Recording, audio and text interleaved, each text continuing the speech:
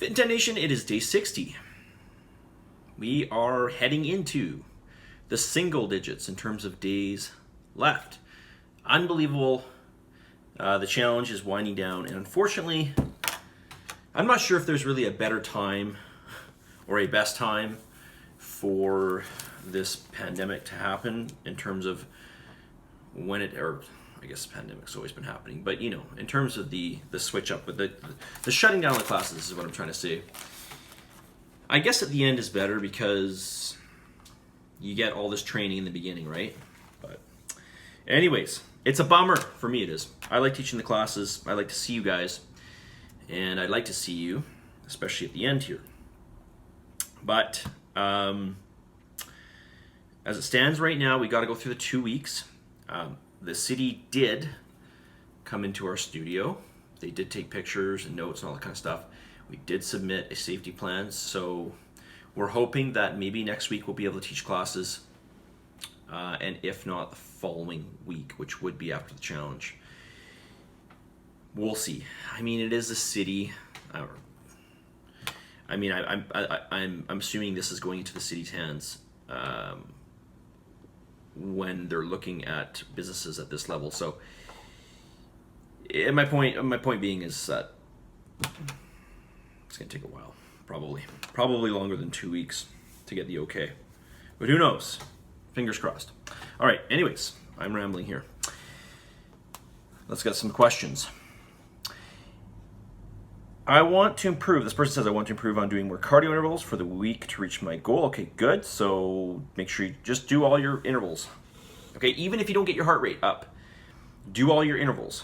Okay, just the fact that you are trying is going to be, it's going to be more helpful to you than not trying, right?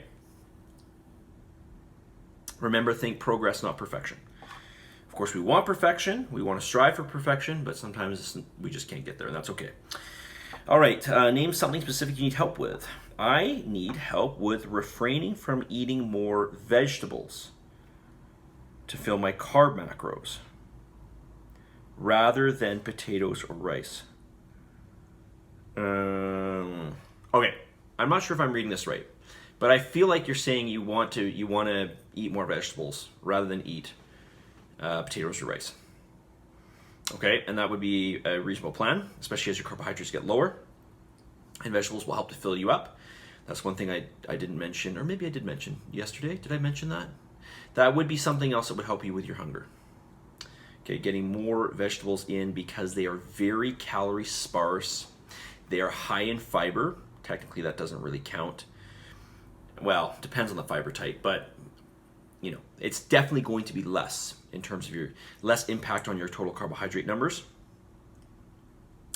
And it's going to help to slow the release of carbohydrates, and it's going to help with, you know, the passage of food, etc. So definitely you want to get more vegetables, and of course we can't forget our micronutrients, our phytonutrients, etc. So yeah, more vegetables for sure. Definitely, if you could fulfill more of your carbs from vegetables, I think that's a great idea. Should we be switching up cardio, or is it fine just to run for cardio? I would recommend, if you can, so you're not limited by, say, injury or access to cardio equipment, etc. If you have the ability to switch it up, I would switch it up for sure, because your body will adapt to some degree in terms of what you're doing. So if you switch it up, there is less likelihood that your body will become accustomed to it. Now, it may not be a big difference, and I don't think it is a big difference, but it's going to be something. Plus, it'll be more interesting for you. It'll make it less monotonous. So yes, I would highly recommend that you switch up your cardio. And to be honest with you, I'm not a huge fan of well, you know what? It doesn't matter if I'm not a big fan of running. You can run. Okay, but switch it up for sure. Okay. All right. More questions here. This is a really good question. Question is this: What is the effect of resting during a set? During a set. Sometimes I need to rest or slow down between reps in a set because I physically cannot continue. Does this have a significant negative effect on my training? Okay, so first I want to say this. It can happen sometimes when you're getting near the very end that you may have to pause for a second or two. That's okay. The idea here is, though, that you want to work with a weight. So if we say 10 reps, okay, and let's just take bench press for example. The last set or two, I want you to work to get to that 10 rep max, right? So the idea here is that you're actually working with a weight that you can do a 10 rep max with.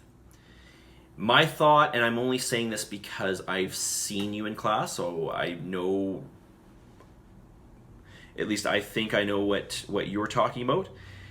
The answer in this case to you is you're training too heavy because you have to rest a lot during and between your reps, okay?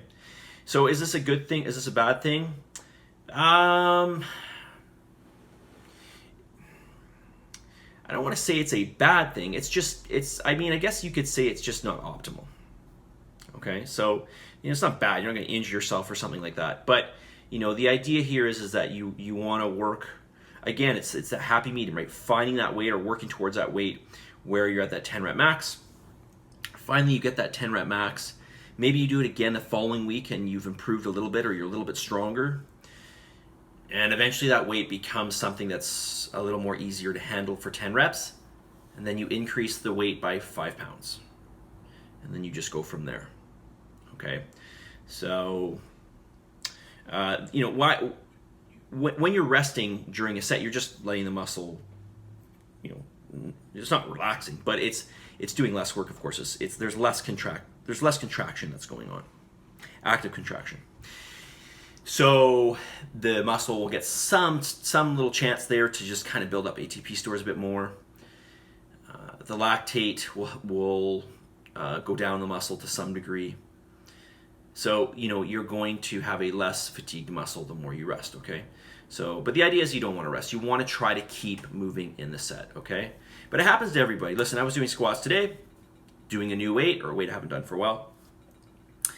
And I was doing 10 reps, and I got to 9. And so I was squatting, and I was going up and down. I literally, when I squat, I try not to pause at all. So it's like relatively slow and controlled, but I just keep moving up and down so that muscle's getting the tension the whole time. It doesn't get to rest. But I got to 9 reps, and I'm like, I don't think I can do 10th. So I paused for maybe 2 seconds, and then I went down and did my 10th. Okay, so it's okay. To have some little bit of that, that's okay. You just don't want to do too much of that. All right? What time is it? It is, okay, 8 minutes. Okay. All right, so hopefully that helps you. Message of the day. Well, it's never too late to have this, or it's never too late to say this. But where there is a will, there is a way. Where there is a will, there is a way. And I've always told you guys, or at least from the get-go of this challenge, that I certainly can't judge your life or how busy you are, blah, blah, blah, blah. But I do know that anytime I've really wanted to do something, I've made it happen. And anytime I've said I want to do something and I didn't make it happen, it's really because I just made excuses.